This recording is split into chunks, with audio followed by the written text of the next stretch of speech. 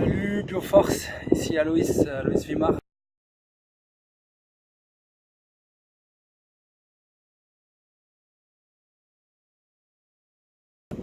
Je vous fais une petite vidéo en direct depuis l'Aquarius, bateau de sauvetage en mer Méditerranée.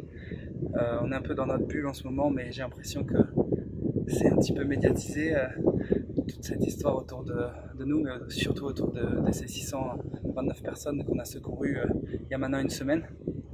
Je suis là depuis 3 mois. À bord du bateau, il y a 2 associations, 2 ONG qui sont SOS Méditerranée, donc Médecins sans frontières. On est à peu près on est 23 et on s'est retrouvé à nous demander de rester à la dérive pendant 48 heures avec 629 personnes à bord.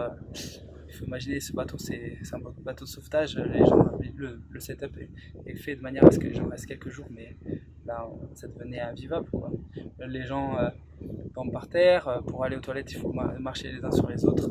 C'était des conditions extrêmement difficiles pour des gens vulnérables et qui venaient de vivre l'enfer. C'est ce qu'ils nous racontent de la Libye, ce qu'ils nous disent de la Libye avec les niveaux de violence extrêmes qu'ils peuvent rencontrer, comme la torture, des violences sexuelles. Ils sont détenus arbitrairement, kidnappés juste parce qu'ils marchent dans la rue et forcés à travailler.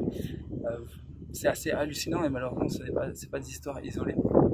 Et aussi on entend des histoires des violences sexuelles, pardon. Souvent on imagine que ça touche les femmes, et en fait on se rend compte que ça ne touche pas que les femmes. Et en ce moment là sur le bateau on a identifié déjà plusieurs cas. C'est des gens qui sont traumatisés de leur expérience et donc on rencontre en mer.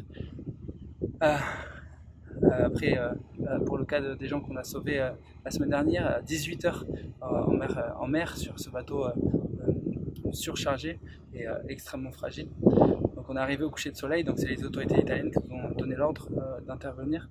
Et en fait le bateau était sur le point de craquer, et à peine après avoir été arrivé, en fait il y a 40 à 50 personnes qui sont tombées à l'eau. Donc on approche ce bateau avec des bateaux de sauvetage, des bateaux rapides, pour ensuite ramener les gens à bord de l'Aquarius. Et du coup en pleine nuit, c'était extrêmement difficile pour les équipes d'identifier les gens dans l'eau. Donc les gens ils ont souvent pas de gilet de sauvetage, et là par exemple pour 80% des gens à bord ils savent pas nager. Donc il s'agit d'intervenir le plus rapidement possible.